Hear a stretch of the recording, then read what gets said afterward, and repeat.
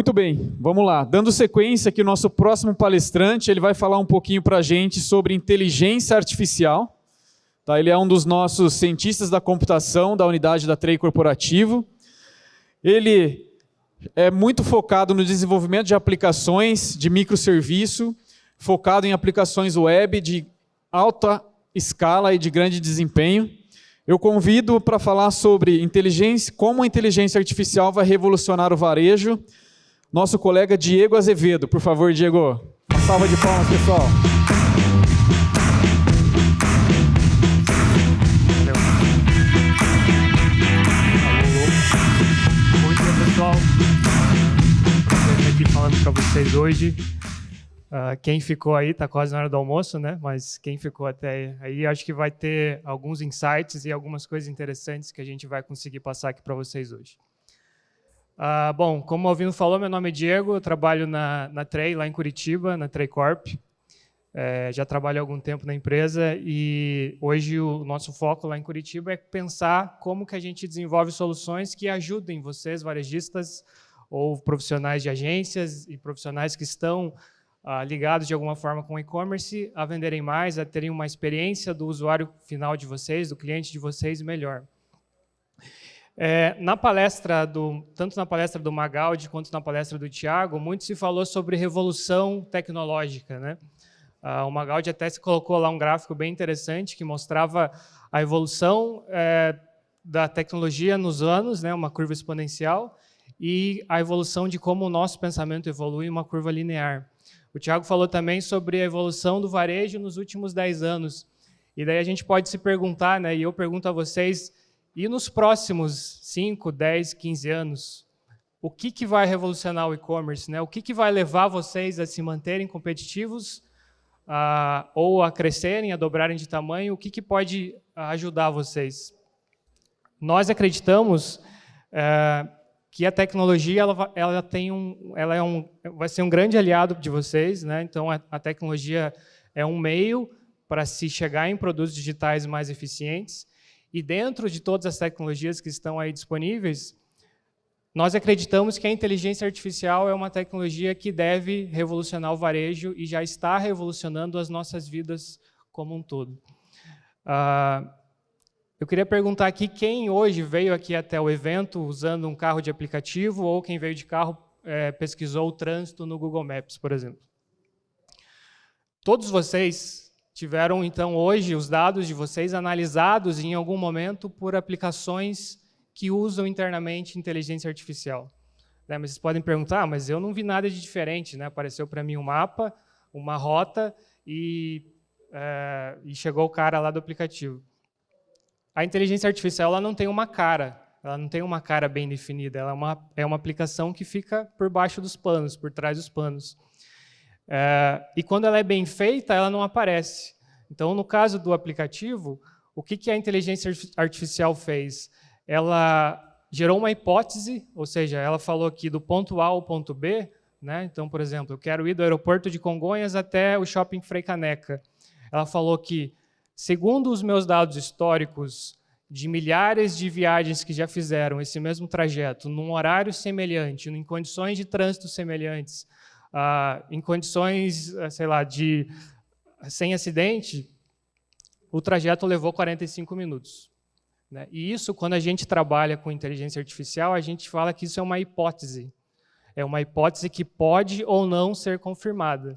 Né? Então, no caso da viagem de trânsito, o que a empresa lá, por exemplo, o Google, que fez o algoritmo de rota lá do teu destino, o que ele projetou? Né? Então, ele falou que ele acha que aquela viagem vai demorar 45 minutos, e aí, quando você chegar lá no teu destino, ele vai ter a certeza que ele acertou ou que ele errou.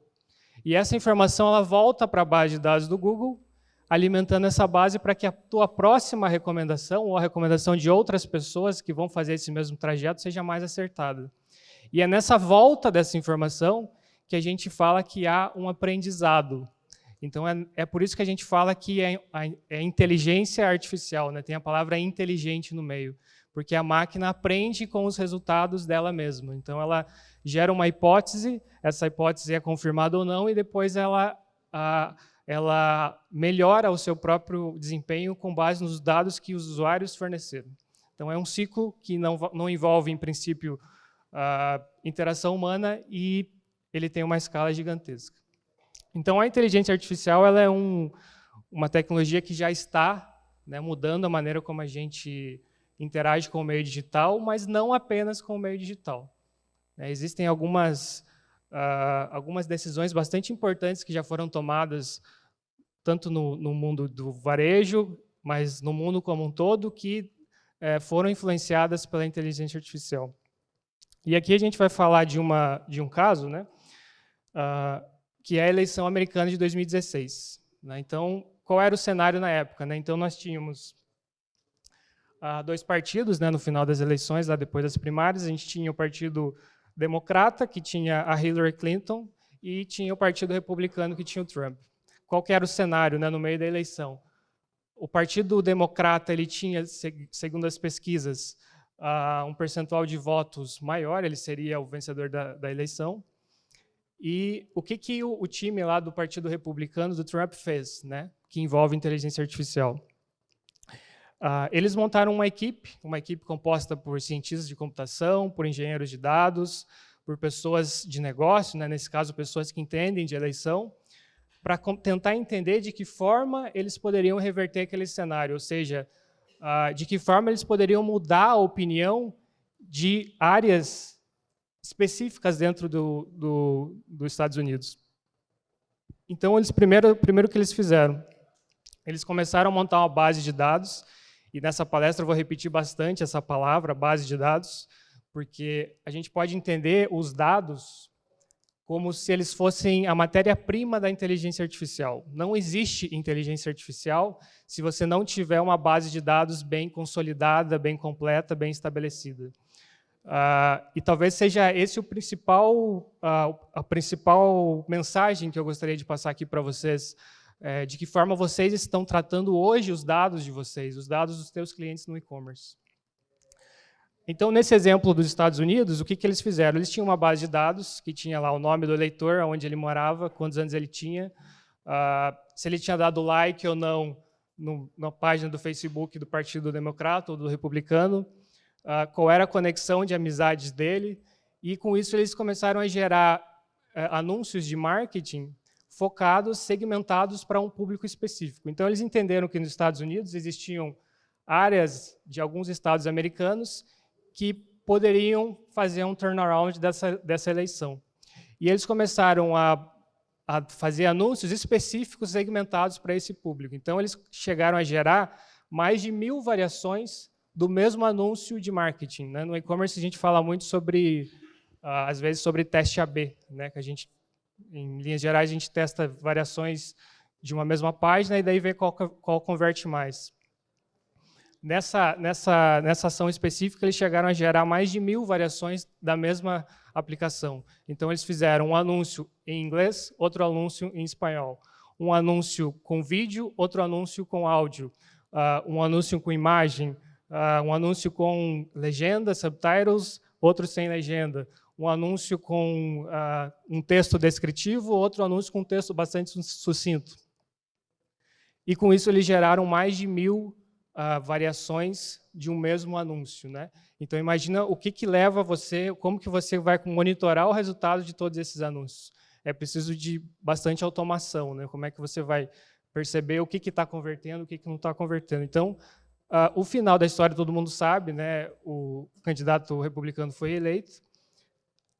Essa eleição ela até hoje gera muitas controvérsias, porque existiram vazamentos de dados no meio dessa história, existiram fake news, então, mas aqui nessa palestra eu quero focar nesse aspecto técnico que foi bastante interessante que eles fizeram. A gente tem hoje no Netflix tem acho que está aqui o link, tem um documentário que chama The Great Hack, né, que explica, 2 horas de documentário que explica esse projeto que eles fizeram. E, com isso, a gente começa a perceber, né, que a inteligência artificial ela consegue ajudar a mudar o resultado de uma eleição. O que talvez ela não consiga fazer para aproximar os clientes de vocês a ter uma experiência melhor dentro do site de vocês. Então, com isso a gente consegue concluir, isso é uma conclusão da The Economist, que é uma revista britânica, que os dados são o novo petróleo, né? Então, o que eles concluíram com isso? Que o valor que você consegue gerar a partir de uma base de dados, e aí, de novo, essa palavra, né, base de dados, uma base de dados bem consolidada, ela se assemelha e, em alguns momentos, ultrapassa o valor do petróleo. E aí eu pergunto a vocês de novo, né, de que formas vocês estão cuidando das informações dos clientes de vocês? Será que vocês estão capturando tudo o que passa na loja de vocês? Será que vocês não estão deixando passar alguma coisa que seria relevante para vocês mesmos no futuro? Então, hoje, a maioria das empresas tratam os dados como ativos, né? Os dados, eles não são apenas passivos que você tem que armazenar numa máquina, você tem que pagar por mês todo o processamento, armazenamento, não. As empresas tratam os dados como verdadeiros ativos. E daí, se a gente olhar esse gráfico ele mostra as maiores empresas do mundo hoje, né? Então, a gente tem aqui Microsoft, a gente tem Amazon, Facebook, Google. E o que todas essas empresas têm em comum? Bom, além de serem empresas de tecnologia, a gente consegue inferir que todas essas empresas são especialistas no tratamento de informações. Talvez o Facebook e o Google sejam as empresas que têm uma base de dados sobre pessoas mais completas do mundo, né?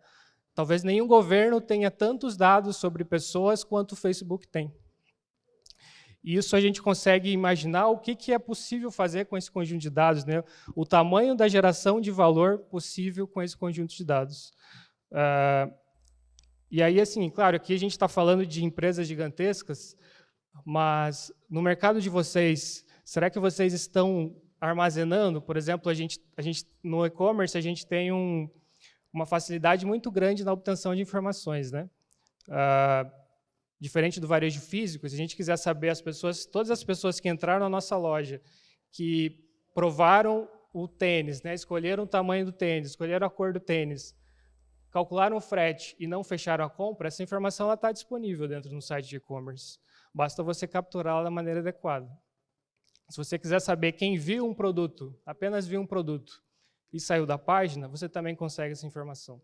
Então, esse é o ponto que eu queria deixar para vocês. Será que esse dado está sendo tratado da maneira adequada?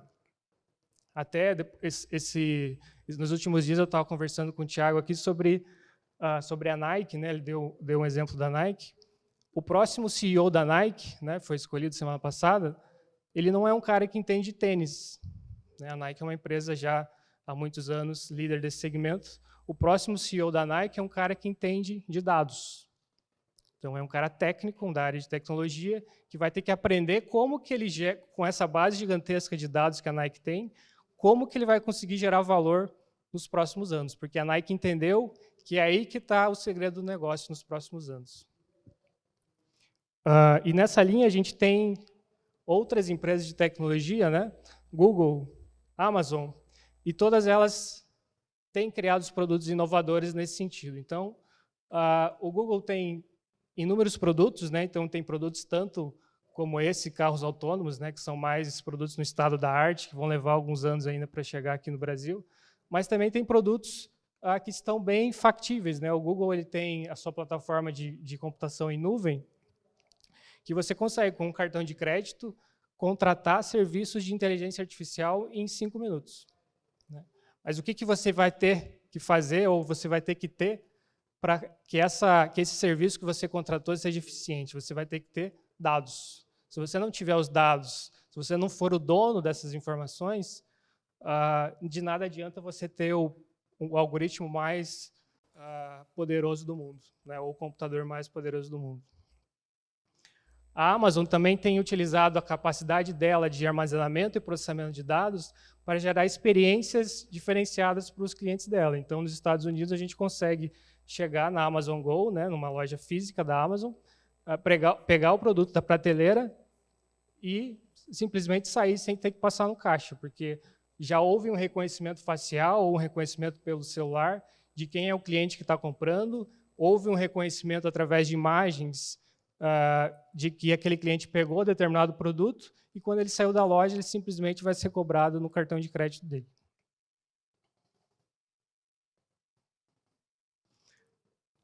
Mas e aí, por que ainda é difícil, né? Eu falei que a gente tem soluções que a gente consegue, em 5 minutos, contratar. A gente tem inúmeras empresas que fornecem essas soluções, a gente tem integrações com a plataforma, mas por que ainda é difícil a gente ter, na prática, uma solução de inteligência artificial funcionando? Eu diria que existem algumas barreiras, né? O principal delas é que você vai precisar de pessoas bastante qualificadas. Não qualificadas apenas tecnicamente, né? Também é importante, mas principalmente pessoas que entendam do negócio, entendam do produto que você está trabalhando. De nada adianta um monte de engenheiro de dados se eles não souberem o foco do teu cliente, não souberem o que aquele cliente realmente quer no final do dia. O segundo ponto é que é necessário, é obrigatório você ter informações para essas pessoas trabalharem. Você precisa ter em sua posse uma base de dados consolidada. Então, o que pode ser essa base? Pode ser um histórico de compras, né? Um histórico de compras que você tenha quem é a pessoa que comprou, qual o produto que ela comprou, quando ela comprou, em que momento do dia ela comprou, se ela visitou outros produtos antes de comprar, se foi uma busca direta, se ela buscou antes de comprar ou se ela acessou um link no e-mail, por exemplo. Então, são informações que podem conter nessa base de dados. Existe um custo de processamento de tudo isso, né? Quando a gente fala em armazenamento de dados, você vai ter que armazenar isso em algum lugar. Isso, hoje, normalmente é feito através de empresas especializadas, né? Então, tem Amazon, Google, Microsoft, que tem soluções específicas para isso. E isso tem um determinado custo, mas a boa notícia é que esse custo ele tem diminuído significativamente nos últimos anos. E falando nisso, né, às vezes, quando a gente pensa em inteligência artificial, a gente pensa em algo que foi criado agora, né, há 5 ou 10 anos. Mas, na verdade, a inteligência artificial que a gente está trabalhando, os algoritmos que nós usamos hoje, foram os algoritmos criados lá na década de 70, na década de 60. Mas aí você pode pensar, putz, mas na década de 60 não tinha nem computador direito, né? É porque a inteligência artificial ela tem uma base matemática muito grande. Então, o que a gente está conseguindo aplicar agora é porque hoje o custo computacional está caindo muito.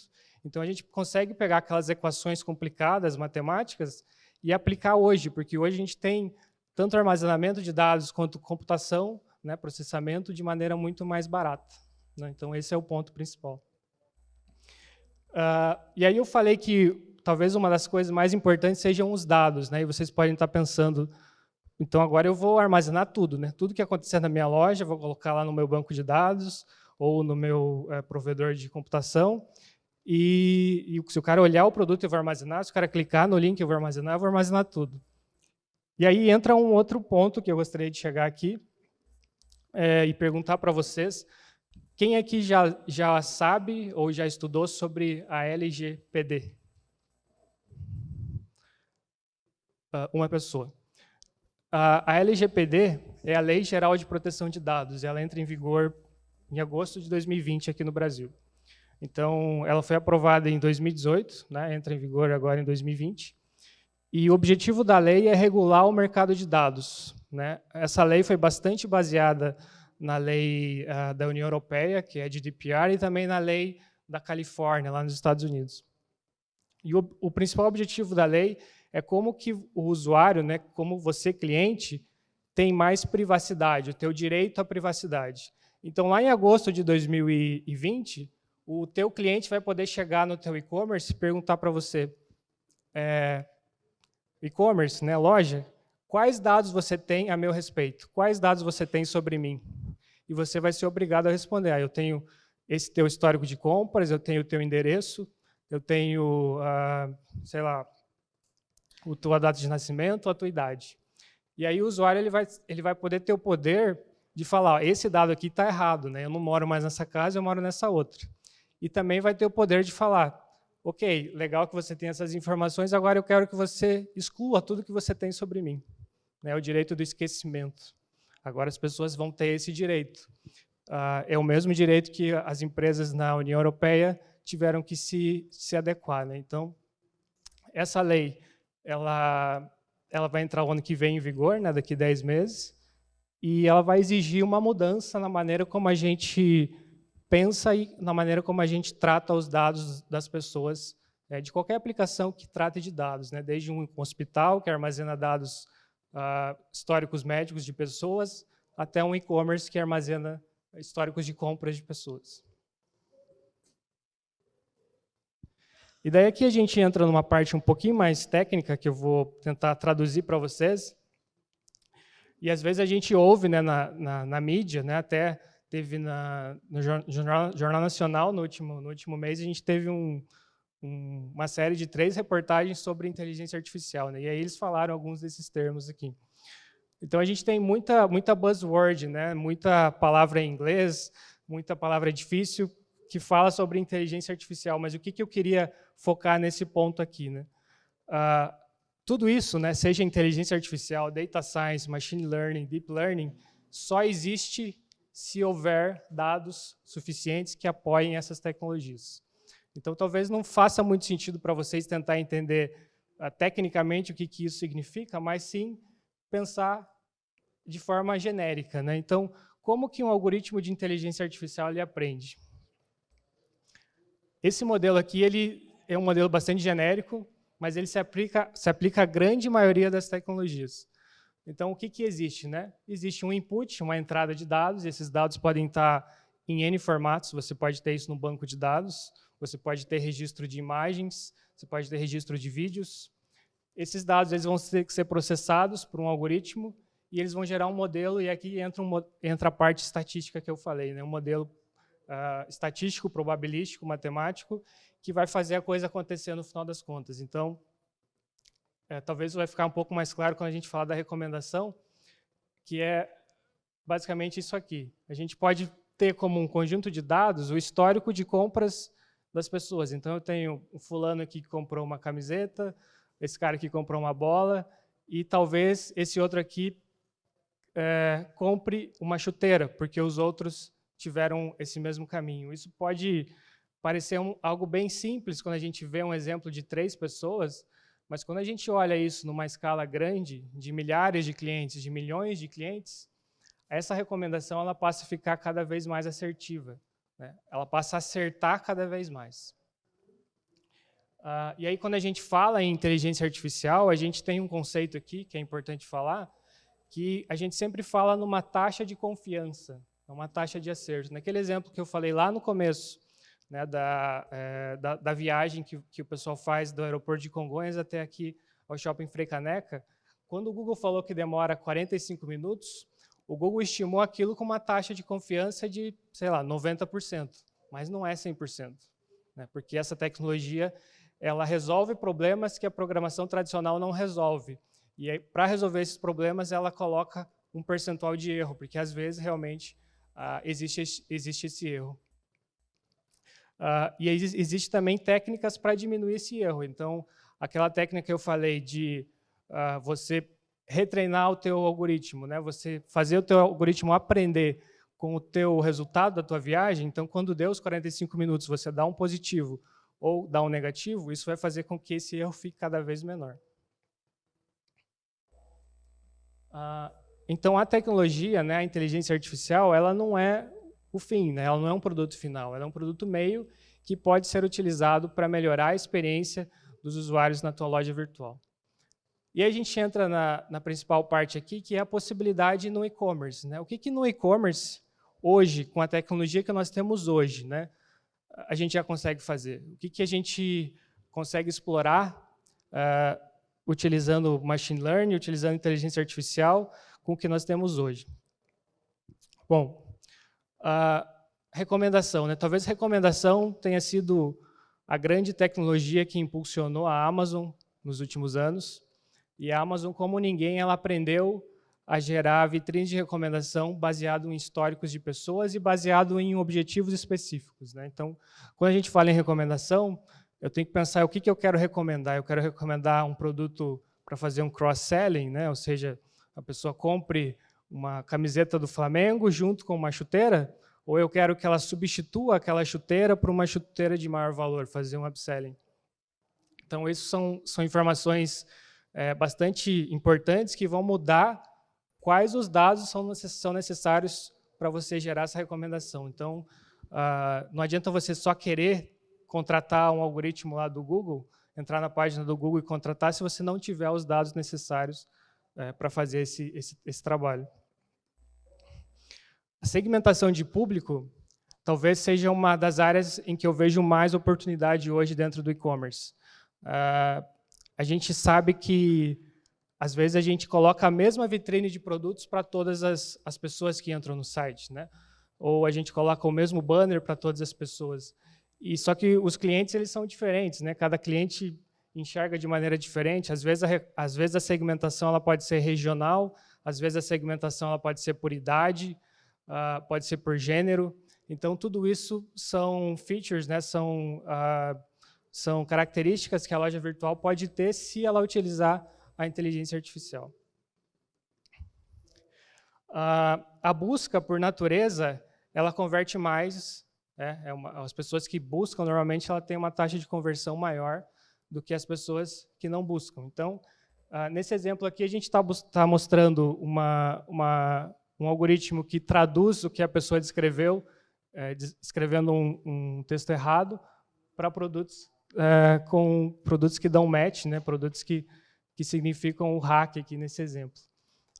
A busca fonética é uma característica bastante importante, porque a gente tem percebido que a taxa de pessoas que escrevem ali por erro de digitação errado, ela é bastante grande. Então, se você consegue ter um algoritmo que traduz esse erro do usuário para um produto que faça sentido, isso vai também aumentar a tua taxa de conversão. Se você consegue segmentar essa busca, né, depois da busca que a gente chama de busca fonética, se você consegue segmentar essa busca para trazer se a pessoa comprou, se a pessoa pesquisou Flamengo, né, ou se a pessoa pesquisou simplesmente camiseta de time, e você sabe que ela torce para o Flamengo, ou você sabe que ela mora no Rio de Janeiro, você pode ordenar esses produtos do Flamengo, do Fluminense, do Botafogo na frente dos produtos de outras regiões do país. Então, a regionalização no resultado da busca faz sentido também e pode aumentar a taxa de conversão do e-commerce. Uma outra estratégia que pouca gente usa, né, mas que fora do Brasil é bastante utilizada, é a precificação dinâmica. Então, qual que é a ideia da precificação dinâmica? O objetivo é ajustar o preço dos seus produtos de acordo com condições do mercado ou talvez condições de um concorrente específico. Então, qual foi a última vez que vocês analisaram o preço dos seus concorrentes, né? A variação, a flutuação dos preços desses concorrentes? A precificação dinâmica é muito utilizada pela Amazon, ela muda o preço dos seus produtos quase que diariamente, e ela muda esse preço, pode ser baseada em estoque, então, quando o produto está acabando o estoque e tem uma procura maior do que a demanda, ela pode aumentar o preço.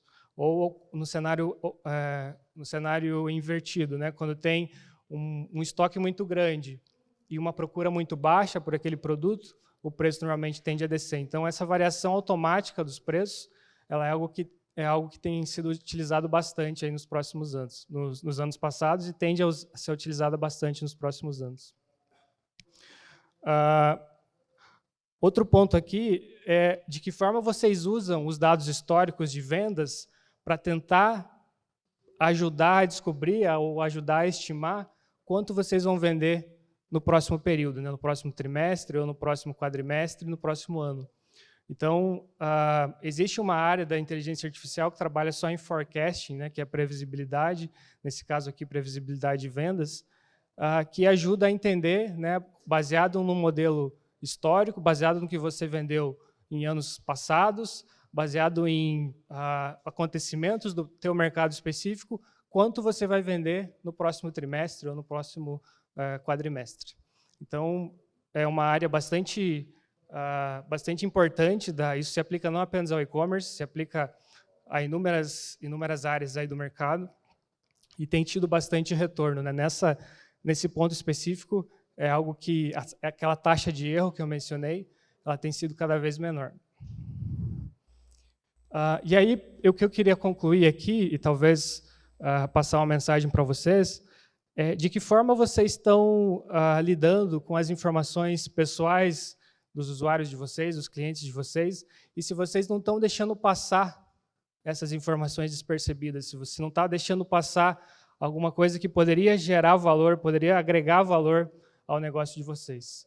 A inteligência artificial é uma tecnologia que ela tende a crescer muito ainda nos próximos anos, né? Existem aí previsões de mercado que ela vai substituir empregos, mas, ao mesmo tempo, ela deve criar outros.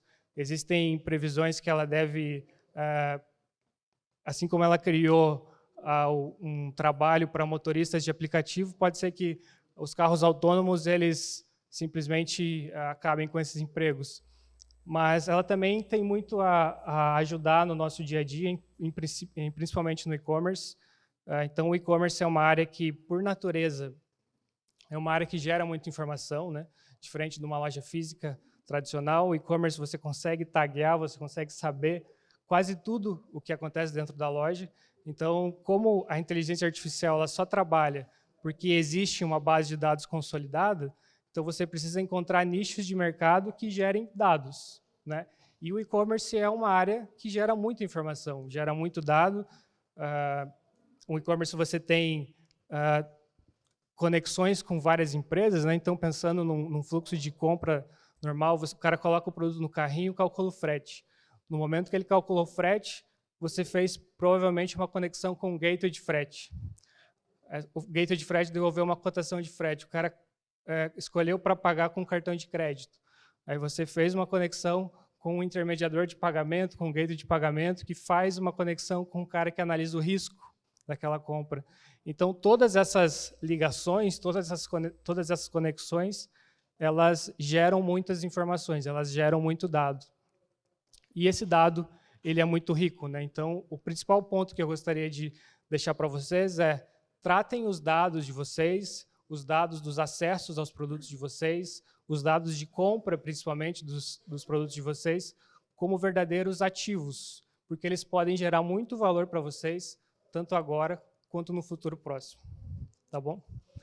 Era essa a mensagem que eu tinha para passar para vocês. Obrigado.